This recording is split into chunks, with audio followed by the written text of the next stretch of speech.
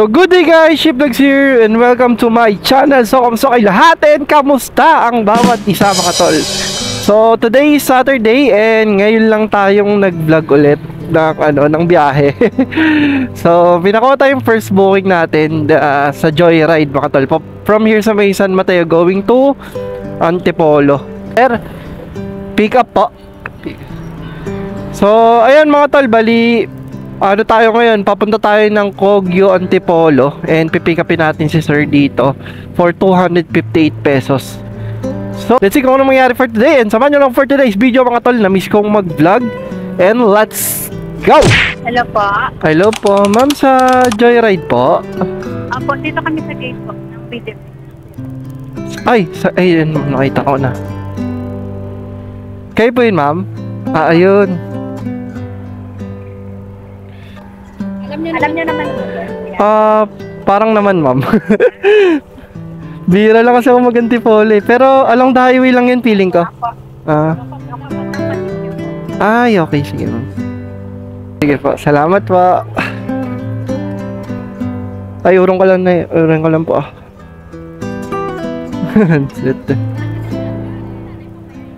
Yeah. Yun. Okay na po. Ngayon pa. Medyo mababa to, ma'am.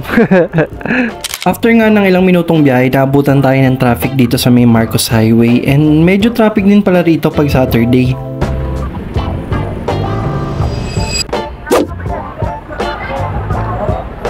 Pag drop pala natin dito kay ma'am, binigyan tayo ng 270 pesos. Ito talaga yung masasarap pag long ride kay Joyride. 8 po. Salamat, thank you po. 270, binigyan tayo.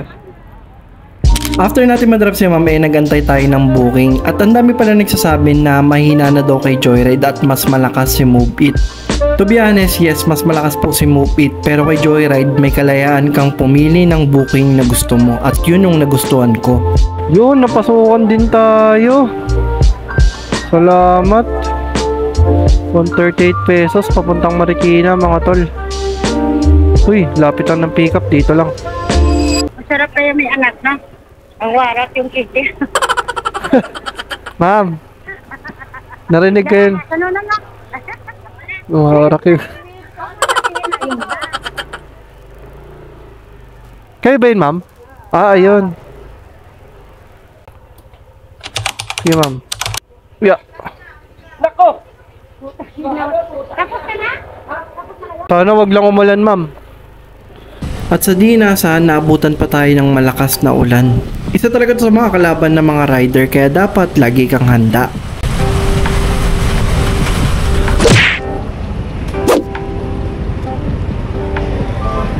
After nga ng ilang minuto na biyahe, nakarating na kagad tayo dito sa may SM Marikina. At binigyan nga tayo dyan ng 150 pesos.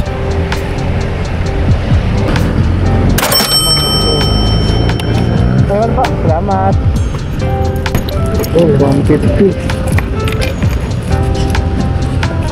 Para makapagantay ng booking dito sa may SM, isa talaga sa mga diskarte ko ay tinatagalan ko talaga yung ginagawa ko para hindi ako mapaalis or mapansin ng gwardya. After nga nyo lang nga tayo makuha ang booking, kaya buwaba na tayo dito sa may banda sa Riverbank. Sa totoo lang, ganito talaga yung tunay na buhay na nangyayari sa isang Joyride rider, antayan ng booking. Wala talagang bukyaw guys, ikot-ikot muna tayo.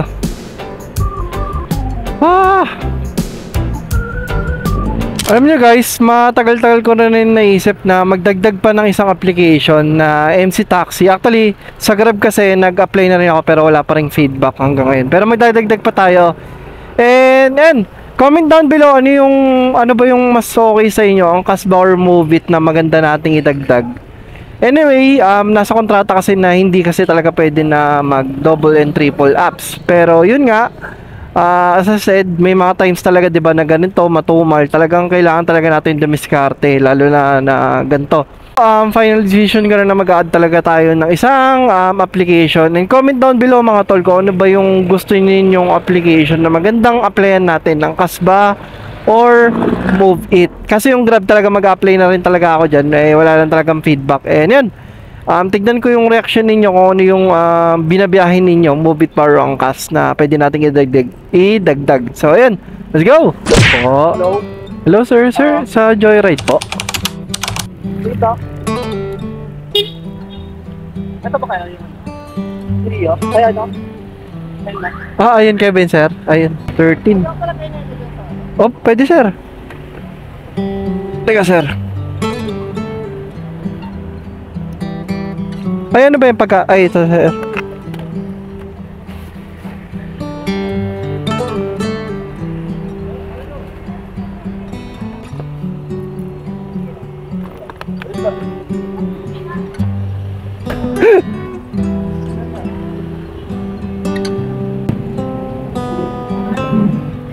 Okay, sir. After nga niyan, inabutan ulit tayo ng malakas na ulan at ito talaga yung mahirap sa pagbabiyahe dito sa ganitong trabaho.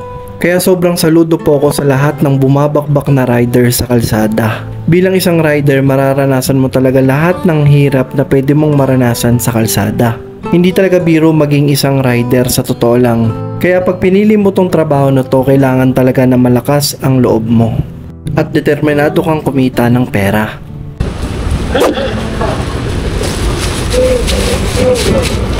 After nga niya, nakarating na tayo dito sa may drop off point at pinagyan tayo ni sir ng 200 pesos. Ano po? Salamat, sir, ah.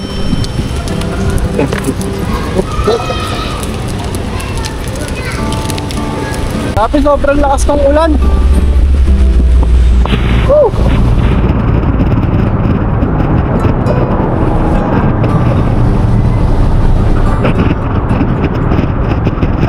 After nga niyan ay kumain at tagpahinga muna ako dahil sobra talaga yung lakas ng ulan. Kakatapos na natin kumain, sobrang lakas ng ulan mga tol.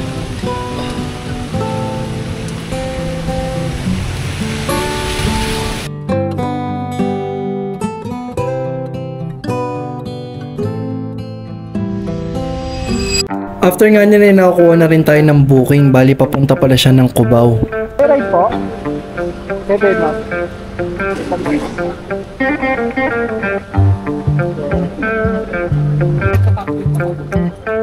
Magkapatid po kayo?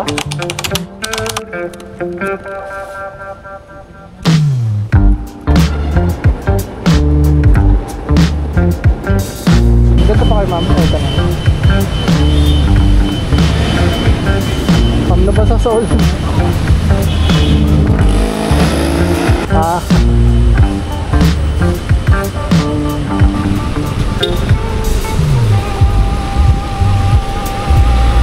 Mas malakas kanina. Ha?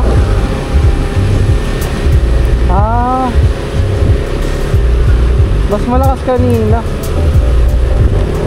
Bali ang biyahe pa na natin is 13 kilometers for 170 pesos. So ayan guys, bali kakadrop lang natin kay ma'am. And baka dito ko na rin tapusin ng vlog dahil grabe kasi yung yung lakas ng ulan, sobrang pabugso-bugso. Nagtrabaho tayo parang, nag-start tayo, nakakuha tayo ng booking parang 1 PM. Tapos, natapos tayo ngayon 6:15, naka-apat na booking naman tayo. Nilalagay ko na lang yung invitation dito sa my vlog natin. And maraming salamat sa nakapag naman dito. And don't forget to comment, like, and subscribe kung nagustuhan mo yung mga ganitong content. And this is Ship Vlogs. See you next vlog, everyone. Pasensya na mga tol kasi hindi ko masyadong nahabaan yung vlog. Gawa nga ng grabe yung ulan mga tol. Ayun yun. Maraming salamat. This is Ship Vlogs. Peace out.